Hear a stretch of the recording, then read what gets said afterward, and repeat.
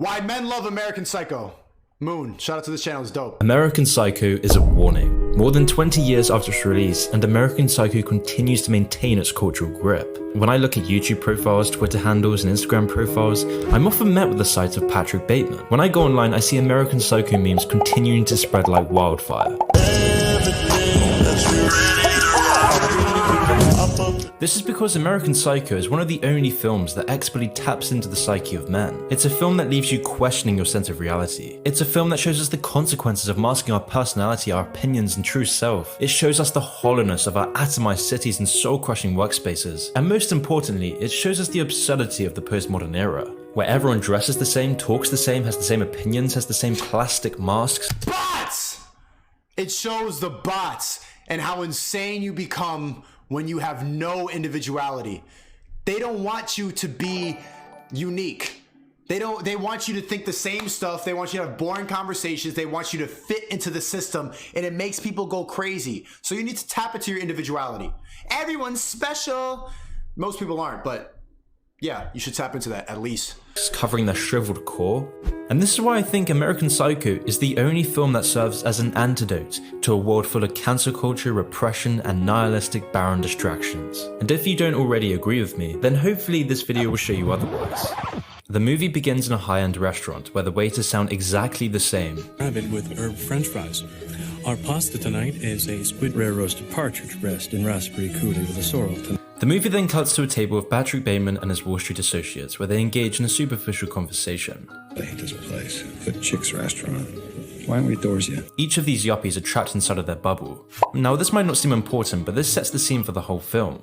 The key theme in this film is that no one actually knows each other. They don't see each other. They all put up their masks. They don't even know each other's names. And see each other's facades. But I'll talk more on that later. In the next scene, they all go off to a nightclub where Patrick Bateman goes to the bar to order a drink. There, Patrick Bateman is met with an aggressive bar lady, and this is where we see Bateman's inner thoughts come to the surface. I'm gonna stab you to death and play around with your blood.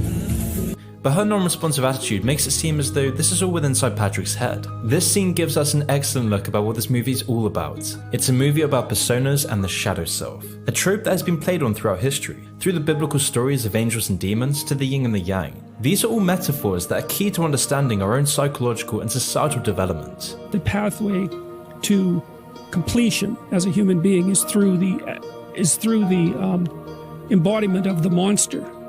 Embodiment of the monster. That's the discovery of the shadow. It's the theme of personas which this whole film's about. The persona is the mask you wear in public that you think you are, but you're not. The persona contains all the things that modern culture says is good, and the shadow self contains everything that's not part of that. And when you don't put on a mask and you're just yourself, which I think I am because I stream for like 5 hours every single day. There's so many people like, this has got to be like a character, right? Like what are you just like trying to do? This is just me. And people are not used to seeing people just be themselves because everyone's putting on a show. Everyone's virtue signaling. Everyone's just like on this moral high ground about something. So when they see someone like me, like who genuinely doesn't give a fuck, who's just there unhinged, woo, take your pills. Because they tell me take my pills so that I'm like them. Put on a mask, conform. It's confusing to bots when you're just an actual person. The path to a greater character, to a more effectual approach to life, lies in integrating those elements of our psyche that for too long have been repressed and denied. And as we see throughout the film, the bifurcation between Patrick's shadow self and his public persona becomes increasingly problematic. Yo, chat. Big 300K. This is just the start. I don't even care anymore. Fuck that. I want a mil. I want 3 million. This ain't shit. 300K. Ew. Ew. Gross. Never get complacent, bro. I need more. The film then cuts to the infamous scene of Bateman's morning beautification routine. With all his layers of conditioners, gels, exfoliators, and ice packs, the film makes a key point in showing the plasticness and the absurdity of the efforts we go to for crafting our polished public persona, because we go to all of this effort to hide our authentic self. There is an idea of a Patrick Bateman, some kind of abstraction, but there is no real me, only an entity, something illusory. And this is seen everywhere within the film, where we see the bland staleness of modern metropolises, with skyscrapers and buildings all being carbon copies of one another. This shit isn't real. This shit, like, we are made to think that this is the life that we're supposed to live. Conform, go in this building, put on the same suit, say the right opinions, say they have dumb conversations, sniff the same coke, have the same alcohol. But humans are way more, we're spiritual. That's what this movie shows. It's like, oh, the monotonous nature of these fucking lives with the suits and how they all dumb it down and indulge in this bullshit of cocaine and just being no empathy. We are spiritual beings. We do have a connection to God. And these type of people just like have completely separated it. And that's when you start feeling like you have a shell. And that's when you feel like your life has no purpose, when you stop thinking that there's any morality or that there's anything good out there. But there is good out there. Just because money corrupts doesn't mean it has to corrupt you too. I want to become a multimillionaire. That doesn't mean I just want to get in here and become a piece of shit asshole with a suit on. I want to become a multimillionaire by adding value to people's lives. Because that's the only thing that I think will make me happy. This life, being a multimillionaire here, I don't think these people are happy. With each office within each building being the same artificial box with the same artificial lighting.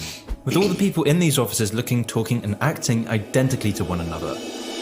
The cinematography and atmosphere is perfectly designed to resemble the monotonous drone of postmodern America, where you live in a box and work for an uncaring machine that demands productivity, where no natural behavior is allowed, neither in the office or with the people around you, where everyone's wearing the exact same clothes they don't want to wear, everyone's showing up to a job they don't want to do and have no connection for. I told you when we watched the Fight Club video, there are so many movies in 1999 exactly like this that point out the monotonous nature of life. The Matrix, all of it, it's all the same thing. This is not a life that you want to live. This is not going to make you happy. And they tell you that this is what you're supposed to do. Where every week you're trying to fill that hole in the sad shadow of a life that you're left with. And this is what the film warns of, because when you're consumed in the sterile W got chat. culture that rewards lukewarm morality above all else, you're programmed to never incorporate your shadow self, which to Nietzsche was a key part of self-development. He described this process as going Chat, have you ever heard of your shadow self before? I've never heard of this. This was an interesting philosopher though. Beyond good and evil, but this can only be done when you loosen your mask and escape the confines of conventional expectations. To do this as a man, you need aggression and expression for your own self-development. But in a culture that erodes authentic self-expression and rewards material conformity, we start to see the consequences of this begin to manifest. And this is exactly what American Psycho taps into. We see this in the next scene where Patrick is with his fiancée on Can someone explain to me in the chat what the shadow self is? another night out. In this scene, it quickly becomes obvious that their relationship is only a social mask to keep up their public appearances to fit in with the rest. Because I want to fit in. With the whole night out being another means of blending in and conforming. As they walk in, everything is comedically shallow. Patrick's supposed friend is kissing his wife, Patrick is indifferent about it as he's having his own affair, and the person he's with is drugged out of their mind. Because for these people to release their shadow self, they have to gratify their immediate impulses to feel some sort of connection. And the hollowness of this whole situation is perfectly summed up with Patrick Bateman's social justice-y corporate political speech.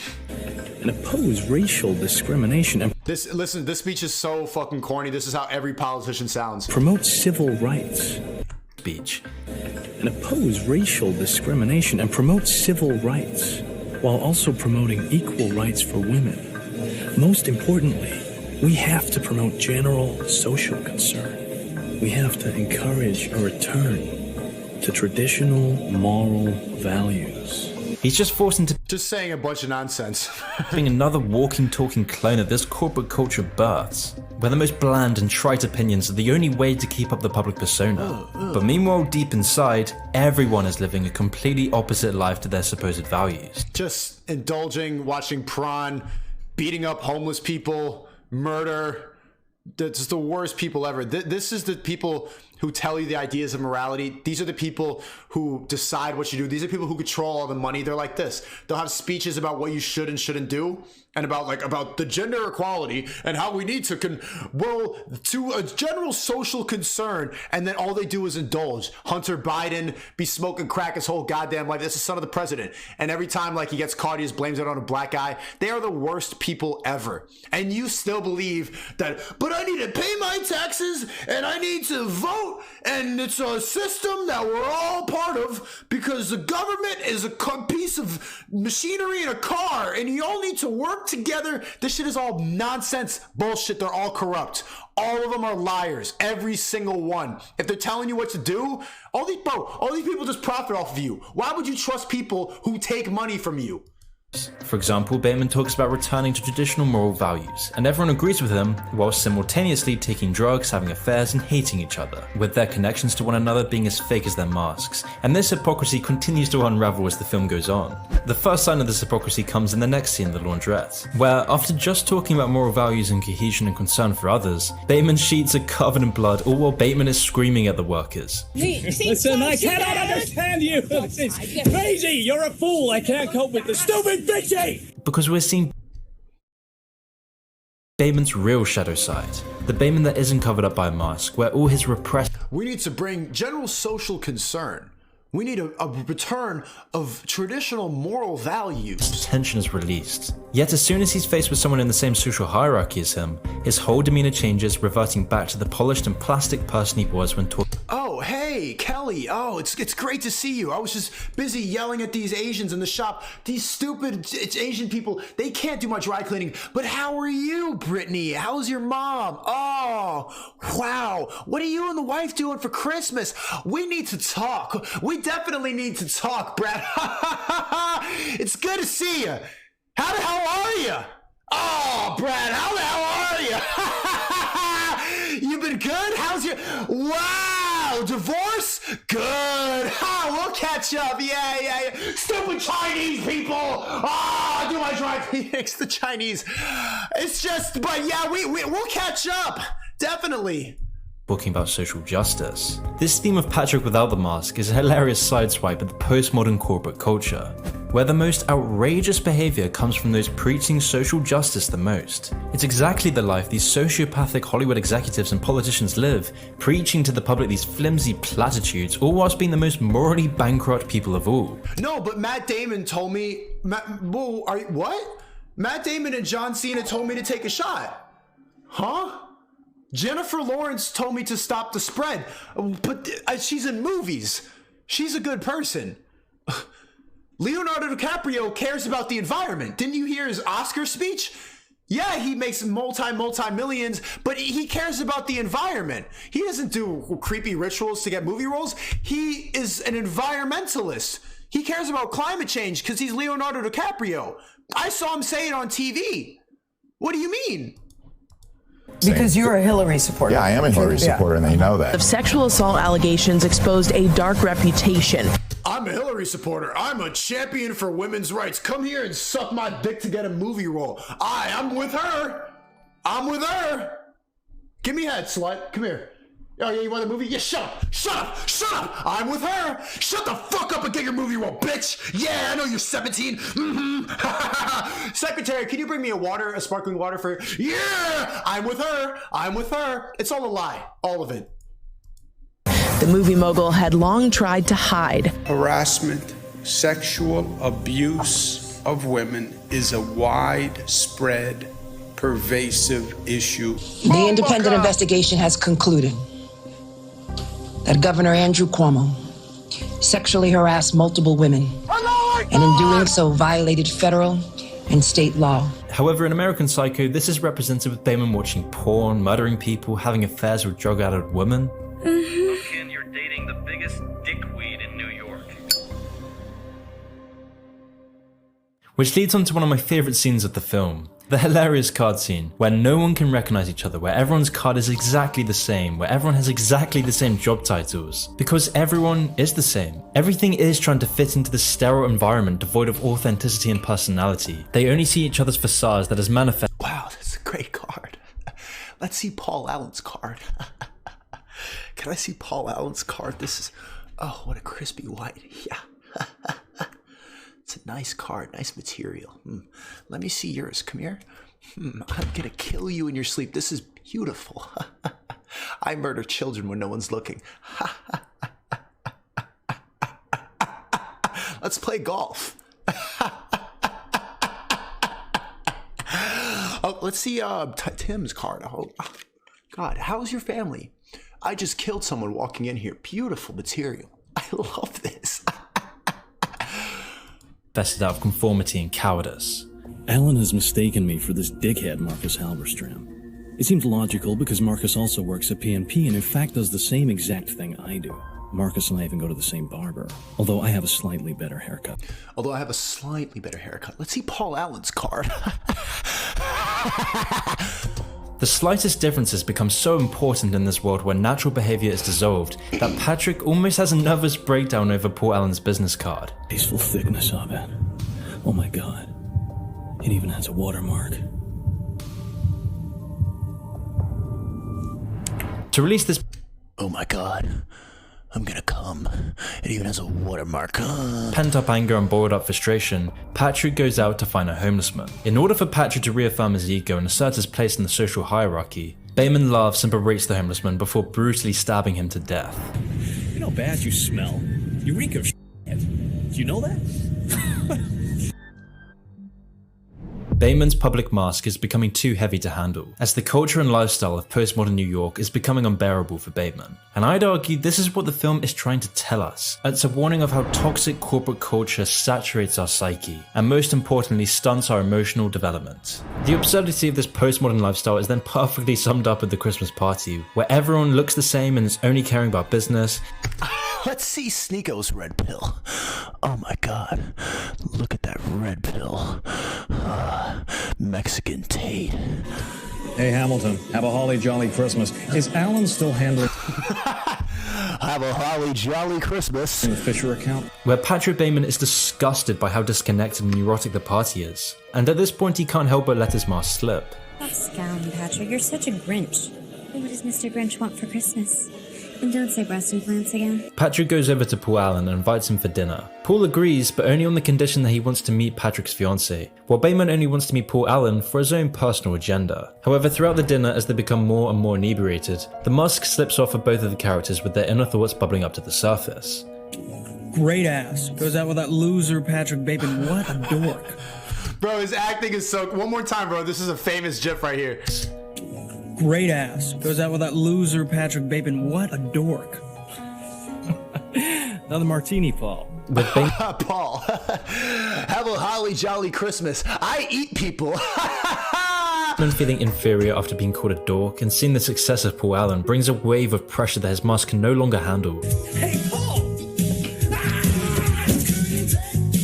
The shallowness and ridiculousness of this whole situation is then perfectly summed up with the scene of Bateman dragging Paul's dead body into his car. As he's dragging away this body bag, his colleague notices him, but only to question the brand of bag rather than to question the morbid intentions the bag is being used for. Where did you get that overnight bag? Jean-Paul Gaultier. However, in the following scene, it pans back to Bateman in his office, just where he started before, listening to music in his own little world. Damn, son. I could feel like I want to recreate this movie, bro. Ooh. Let's see Sneako's War Room. Beautiful watermark. Oh, that affiliate link. The pyramid scheme is pyramiding. Let's see Sneako's multi-level marketing scheme. Almost to hint that all of this was just a fantasy inside of his head. It's this pattern of daytime monotony and nightly release that repeats throughout the film, and it's why I believe the killings throughout this film are a metaphor for Bateman releasing his shadow self. It's all to escape the drab, meaningless culture that is eroding his inner self. Yeah. And I think this is why so many men flock to American Psycho, because so many men find themselves repeating a similar pattern. Many men. A pattern of wearing your mask through the day and stifling your inner self, to releasing the shadow at night through excessive hedonistic behavior. But to fully understand why this happens, we first need to understand the looking glass self. Sociologist Charles Cooley theorized that people develop their sense of identity through their perception of others' views. Using social interaction as a type of mirror, people use the judgments they receive from others and the culture around them to measure their own Joey badass, man. Character, values, and behavior. So when you have a looking glass that erodes character, humor, and authentic self-expression, your identity erodes and you become invisible to those around you. And if you can't express your abilities, humor, and character, you may start to feel a profound sense of emptiness, a sense of worthlessness and soul-destroying nihilism. And Patrick Bateman represents this everyday repression of expression in a corporatized mega-metropolis world, where the cleanliness and sterile nature of everyday life becomes so unbearable that the unmasked self becomes extreme, where your shadow self metastasizes in response to your eroding identity. You may want more power, you may want control, you may want to tell everyone what you really think. Is that all you ever have? And nobody even says what they really think anymore. So that's why I feel like a lot of people are relating to this movie more and more. Everyone is so afraid to say what they really think because of cancel culture that people have all these crazy ideas building up in their head because they don't have a proper platform to express it. And when they do, they delete it and they censor it. It makes people go nuts when they can't express themselves properly. And most people, for men, nobody even cares. Nobody wants to listen. I mean, most of you are boring, but there's not a proper way for a lot of people to get their opinions out there. They don't have people to talk to. But also, you guys need to be more interesting. To contribute, Van Patten? What about dinner? Or in the case of Patrick Bateman, this may emerge in the form of murderous fantasies, because Patrick Bateman's inner shadow is swallowing him up. Earth just opens up and swallows them. This is why throughout the film we see Patrick releasing his inner shadow at home, watching either extreme porn and horror films in a casual manner just to feel something, or using prostitutes and drugs. Which is why Bateman later admits that he's not very good at controlling his willpower. I don't want to ruin your willpower. That's alright.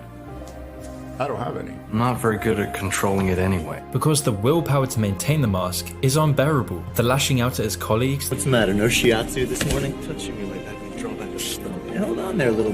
Don't touch me like that. I'm gonna kill you in your sleep. What type of suit is that? That's Jean-Paul Gaultier. I'm gonna eat your children. Yes, jolly, jolly Christmas. Buddy? The erratic behavior, using hookers, degrading those lower in the social hierarchy, and eventually breaking up with his fiancée is all a coping mechanism. You're not terribly important to me. The cherry on top of all of this is that Patrick realizes everyone around him is going through exactly the same thing. Everyone is so wrapped up in their own mask that their extreme behavior can't help but unravel.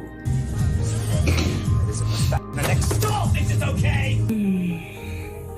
Thanks, Patrick. This struggle to escape the perfectly crafted public persona is hinted at with the painting right here. This painting is part of a collection called Men in the Cities. As you can see, all these paintings' faces are hidden away, with their colours being a bland black and white, capturing the feeling of atomization and the need to escape the confines of their surroundings. Which is why these paintings serve as the perfect metaphor for what the film is trying to warn us of. But if you think that investing in contemporary artworks like this is only for these rich Wall Street executives, one startup is making it accessible to everyone. And this brings me to the sponsor of today's video.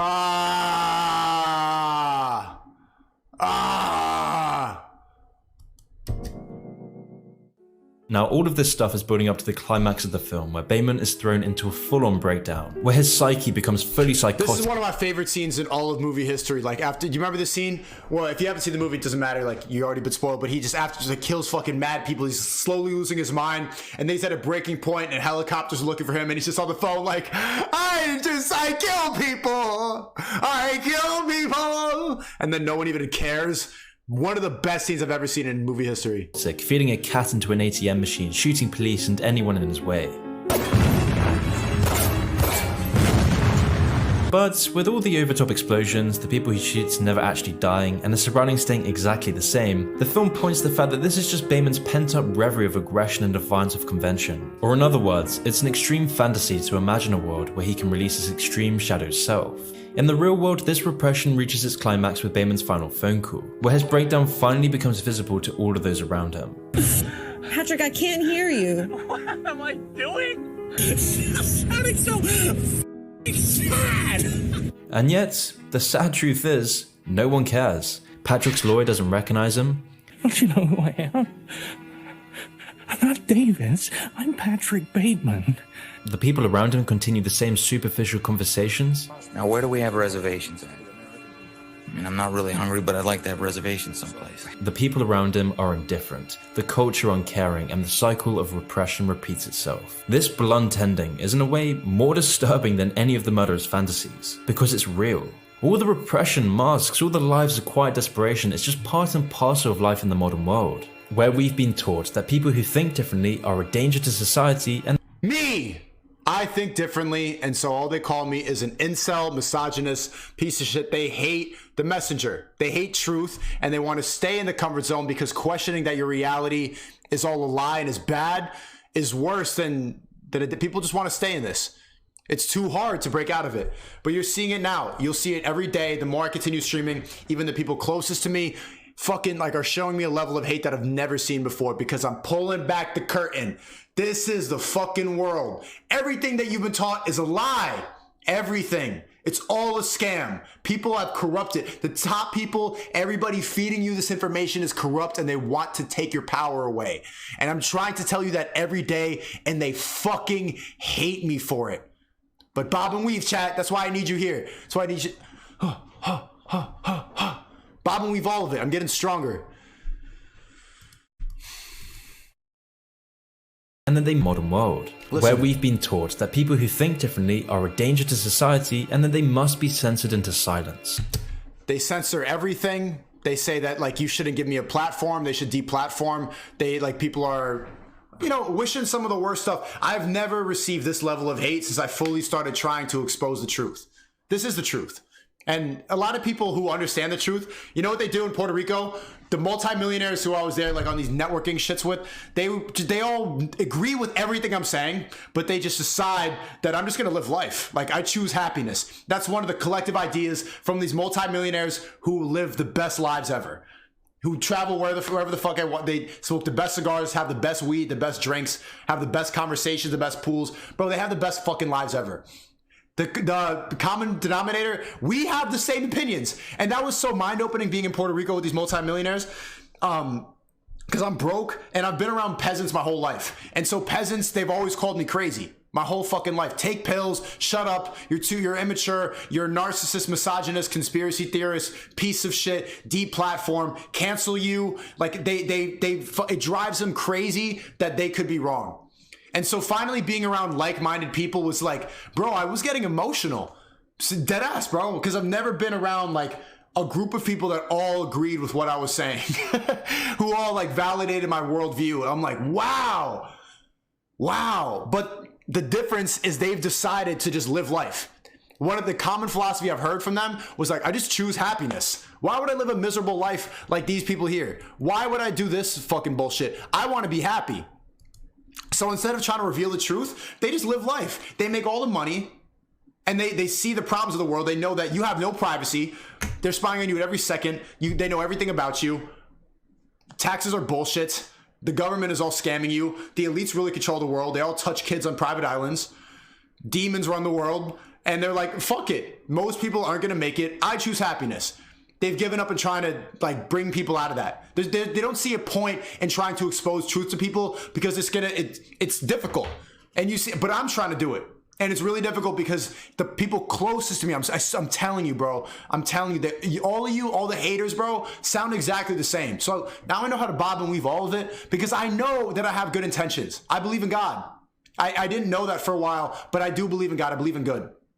God is like a higher power, higher force, something that we could all believe in. And I don't need religion to know that we should do the right thing. That's essentially what religion is. Do the right thing. Be a good person. That's it. I believe in God. And I know that. And I know I follow that.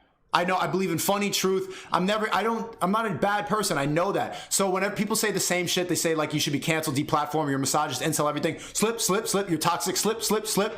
Stay going. But you're going to keep seeing it. The more I keep streaming, you are going to see the fucking haters because they hate the messenger rather than the truth.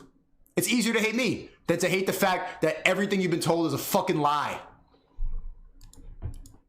Where we are numb to a drab deluge of hollow, meaningless plastic culture that shows us nothing but vicious hostility to anyone trying to express authenticity. The whole point of this film is to show the fundamental importance of self-expression and human connection. Something that nihilistic materialism just can't replace. We need friendship, love, and community. All the things that the radical atomization and isolation of modern life destroys. Which is why American Psycho serves as an essential message. A message telling us to rethink the destruction of the institutions and traditions that supported the very things that fostered prosperity and happiness. But sadly, this is a message that has become all too forgotten.